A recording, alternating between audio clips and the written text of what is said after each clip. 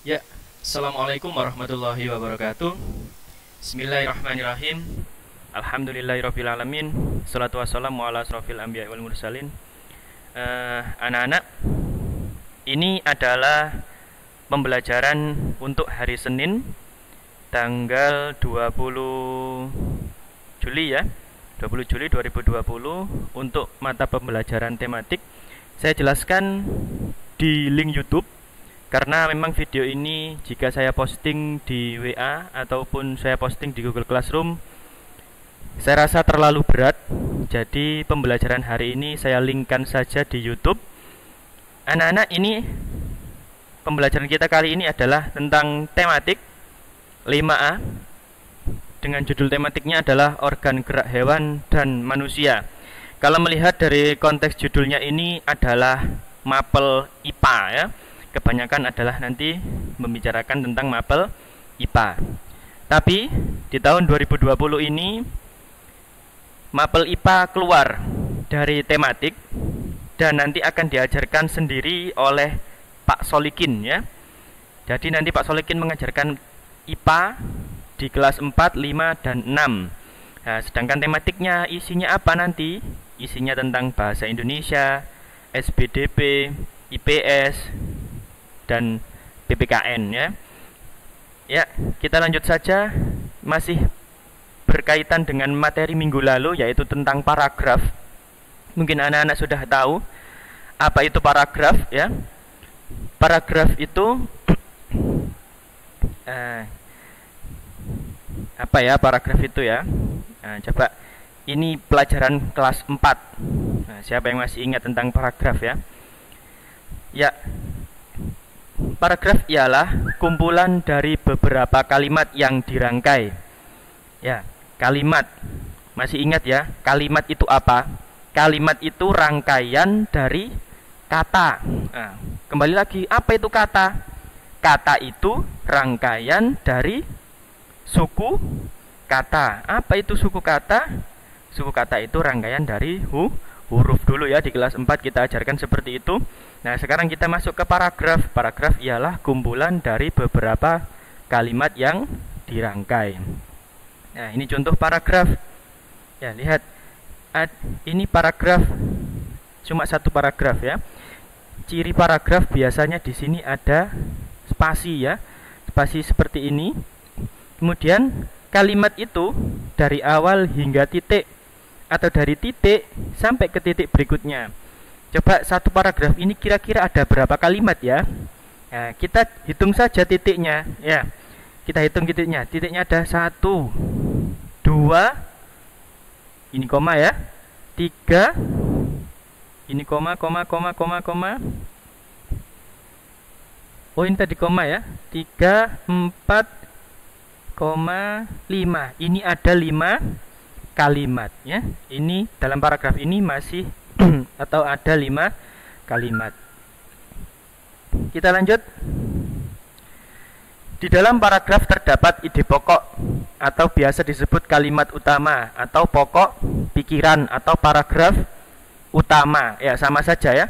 Kalimat utama, pokok pikiran, paragraf utama. Intinya adalah ide pokok ya. Apa sih ide pokok itu? Ide pokok itu merupakan pikiran utama atau gagasan utama suatu paragraf. Jadi yang istilahnya itu yang jadi pembicaraan utamanya ya. Coba di sini ada paragraf.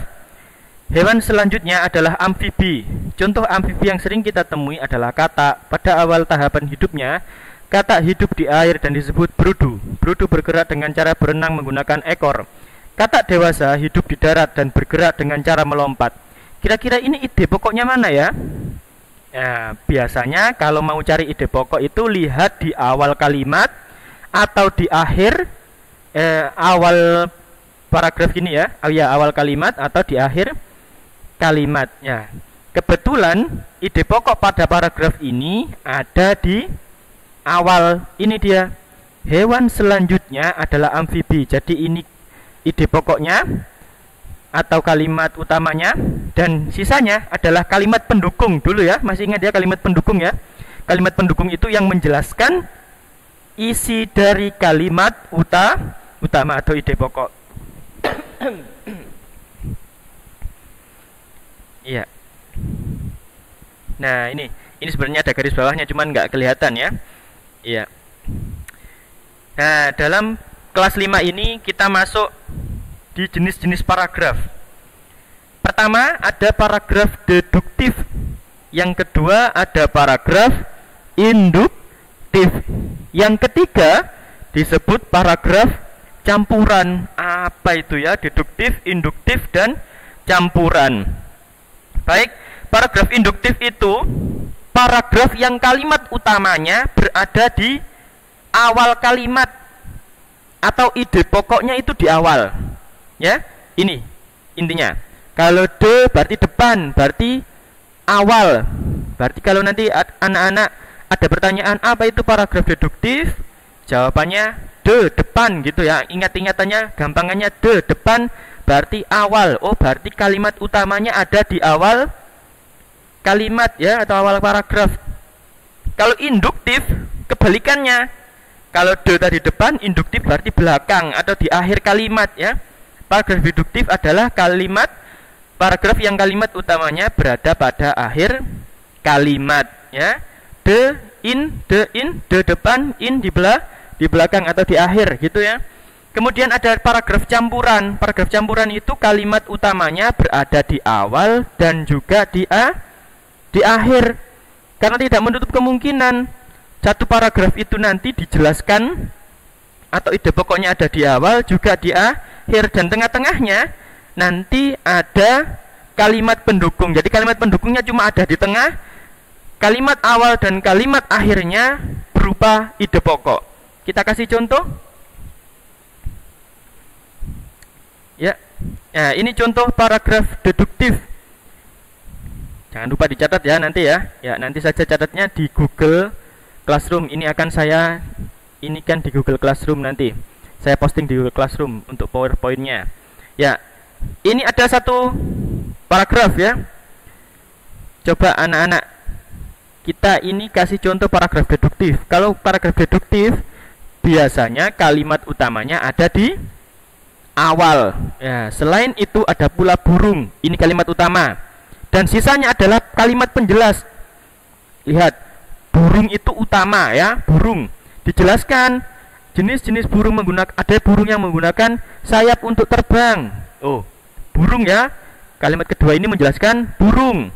Struktur tulang burung berbeda dengan hewan darat, masih menjelaskan burung. Berarti ini semua kalimat pendukung dan kalimat utamanya ada di awal ini. Ini kalau kalimat utamanya ada di awal, berarti paragraf ini disebut paragraf deduktif. Ya, insya Allah paham ya. Paling gampang itu nyari paragraf deduktif. Paling gampang karena lihat di awal saja, oh itu kalimat utamanya. Ya, tapi tidak semuanya. Kalimat utama itu ada di awal. Bisa saja ada di akhir gitu ya. Seperti paragraf induktif berikut ini. Coba. Ya, ini ada contoh paragraf induktif. Jadi ini isinya satu paragraf, kalimat utamanya ada di belakang. Nah, hewan ini populasinya di tempat tinggalnya sudah hampir punah. Belum jelas hewan apa itu ya. Ini masih kalimat penjelas. Kebiasaan hewan ini suka bertengger di pohon yang tinggi. Oh, apa yang bertengger di pohon tinggi? Bisa saja monyet, ya. Bisa saja ayam, bisa saja burung. Ya. Makanan kesukaannya adalah anak ayam milik warga. Makanan kesukaannya anak ayam. Hewan apa ya yang makan anak ayam ya? Lantas warga sangat berhati-hati jika melihat hewan ini muncul di sekitar rumah mereka. Hewan ini juga sering disimbolkan dengan lambang negara kita. Lambang negara kita itu Garuda. Oh, ini dia kalimat ide pokoknya. Elang Jawa adalah sebutannya. Ya, jadi paragraf atau kalimat utamanya ada di akhir. Makanya paragraf ini disebut paragraf induktif. Ya, itu paragraf induktif. Berikutnya adalah paragraf campuran. Atau contoh, ini ada contoh paragraf campuran. Nah, ini satu paragraf lagi. Saya kasih contoh satu paragraf lagi. Ini kalimat utamanya ada di awal dan juga di akhir. Kita lihat di awal ini. Gotong royong merupakan budaya yang sudah melekat sejak zaman nenek moyang kita. Ini kalimat utamanya. Ini penjelas, oleh karena itu sebagai penerus bangsa dan seterusnya, ditekankan lagi di akhir. Gotong royong harus kita lestarikan sejak dini. Ya, jadi gotong royong ini ditekan 2 kali, ya, di awal dan di akhir. Makanya paragraf ini juga disebut paragraf campuran karena ada 2 kalimat ada 2 ide pokok, yaitu ide pokoknya ada di awal dan di akhir. Ya, sekian ya pelajaran kita hari ini untuk tematik 5A. Jangan lupa dicatat ya. Kita persingkat saja waktunya agar durasi di YouTube-nya tidak terlalu panjang ya. Kalau panjang nanti bisa menghabiskan paket kuota kalian. Jangan lupa dicatat di buku khusus tematik, nggak boleh dicampur dengan buku yang lain. Dan kita lanjutkan di Google Classroom karena ini akan saya posting di Google Classroom tentang paragraf induktif, deduktif, dan campuran. Nanti dicatat di buku tulis ya. Kata kuncinya adalah ide pokok. Terima kasih. Assalamualaikum warahmatullahi wabarakatuh.